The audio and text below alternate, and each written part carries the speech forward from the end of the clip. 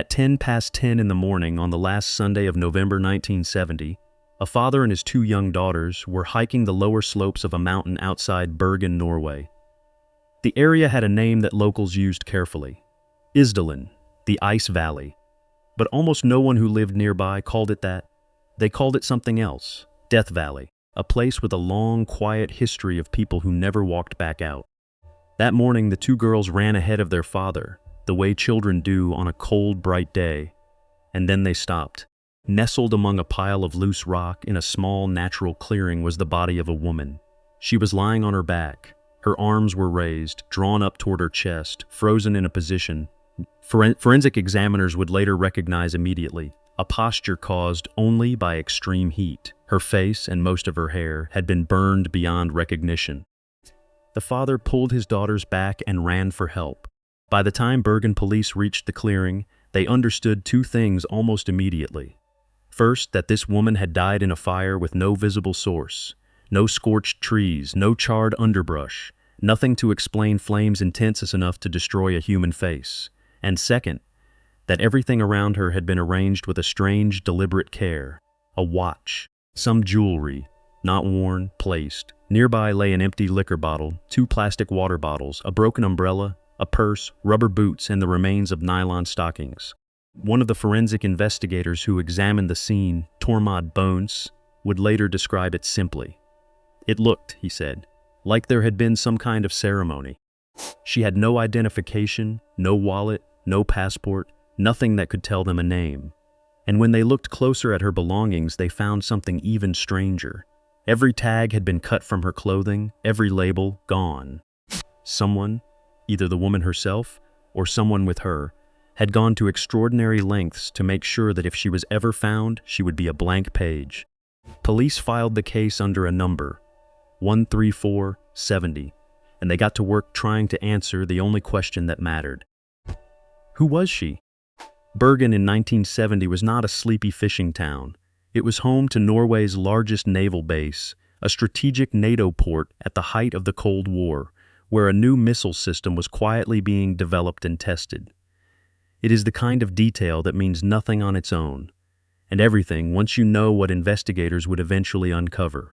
Because the woman in the valley had not simply arrived in Bergen and died. She had a history, a root, and for months before her death, she had been moving through Norway like someone who had done this before. Police began circulating a sketch of her face to hotels across the country, and the results were unsettling. She had stayed in hotel after hotel, city after city, Bergen, Oslo, Stavanger, Trondheim, always paying in cash, always requesting specific rooms, and always checking in under a different name. Fenella Lork, Vera Jarl, Claudia Tielt, Genevieve Lancier, Elizabeth Lean Hoof. At least 8 names in total, each backed by a passport that was never found. Hotel staff who remembered her described the same woman, again and again in almost the same words. Elegant, fashionable, quiet, guarded. She spoke passable English, some German, and was later placed by forensic analysis somewhere near the French-German border. At one hotel, staff recalled her sitting near, but never speaking to, 2 German naval officers during dinner. At another, she asked to change rooms multiple times until she was given one with a clear line of sight to the entrance.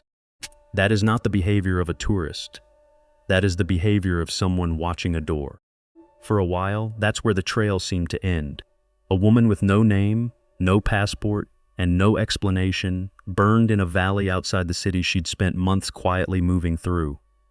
But 3 days after her body was discovered, police caught the break that would turn a strange death into a genuine international mystery.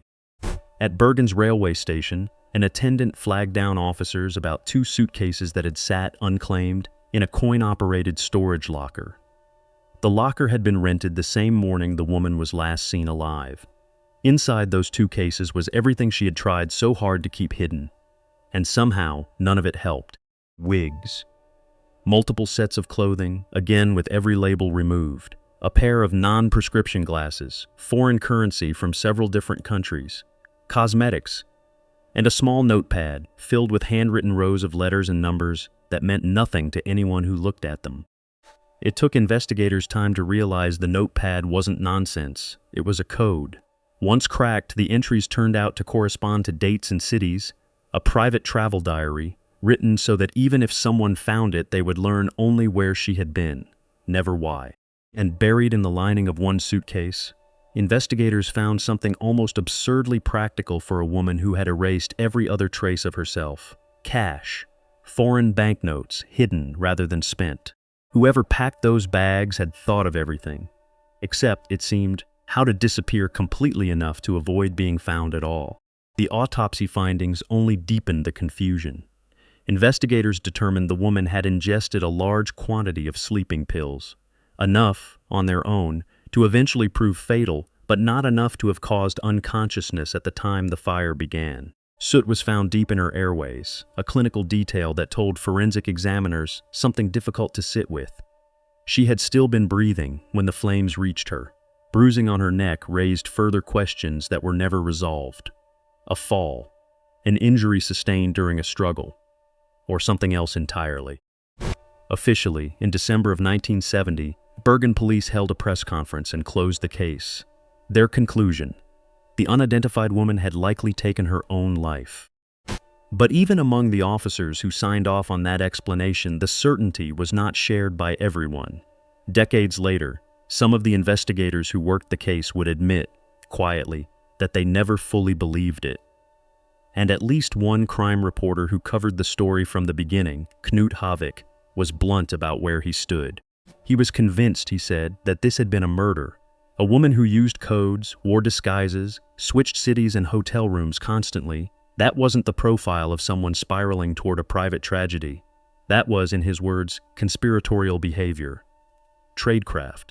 And that word, tradecraft, is where the case takes its darkest turn. Bergen, remember, sat at the heart of Cold War naval strategy. A woman fluent in multiple languages, carrying at least 8 forged identities, trained enough to erase fingerprints from her own belongings, moving methodically between strategically significant cities. To some investigators, that wasn't a troubled traveler. That was the profile of an intelligence operative, possibly an agent for an Eastern Bloc power, gathering information near a NATO base. Possibly a double agent whose cover had been blown, her death staged to look like a private, unremarkable end. It's a theory that has never been proven. But it's also a theory that has never quite been ruled out. And in 2019, a new and unexpected thread emerged. A French newspaper published an article connecting the woman's known travel pattern to a wealthy, controversial Geneva financier with ties to extremist political causes. According to that investigation, her documented movements placed her in the same city at the same time as meetings tied to that financier on at least one occasion. Whether that was coincidence or connection has never been settled either. For nearly 50 years, the woman lay in an unmarked grave in a Bergen cemetery, buried in a zinc coffin, a detail that, on its own, tells you something about how unresolved this case always felt to the people who worked it. Zinc coffins preserve remains for later examination. Someone, even while closing the file, was leaving the door open.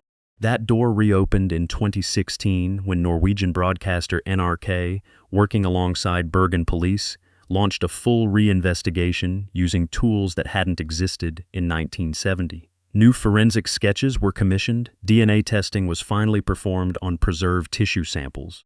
And in one of the case's strangest footnotes, the woman's jawbone, kept for decades by a forensics professor specifically because of her unusual dental work, was tracked down in a hospital archive after journalists were told it had supposedly been thrown away. Isotope analysis of that jawbone gave investigators their first genuinely new lead in nearly half a century. The chemical signature in her teeth indicated she had likely grown up somewhere near Nuremberg, Germany, before later years spent close to the French-German border. It was the first real narrowing of a search that had, until then, spanned an entire continent. And yet, narrowing a childhood region is not the same as finding a name. No missing persons report anywhere in Europe has ever matched her description. No family has ever come forward. A DNA profile now exists. It has matched no one. Which brings us back to the question this case has asked for 55 years. One that gets harder to answer with every year, that passes rather than easier. If she was trying to disappear, why go to such extraordinary lengths? New names, cut labels, wiped fingerprints, coded diaries, only to die in one of the most isolated, difficult-to-reach places near the city she'd been moving through for months? And if someone else was responsible for her death, why take the risk of returning to arrange her belongings around her body, almost like a farewell? Nobody has ever answered either question. The woman who spent the final months of her life making sure she could never be found in life has, in the most literal sense, succeeded in death as well. She is still known only by the name of the valley where she was found, the Isdal Woman. So we'll leave you with the same question Bergen investigators have carried since 1970. A woman erased every trace of who she was, and still, somehow, someone knew exactly where to find her.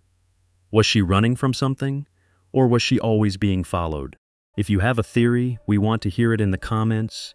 And if this is the kind of case that keeps you up at night, you already know what to do next.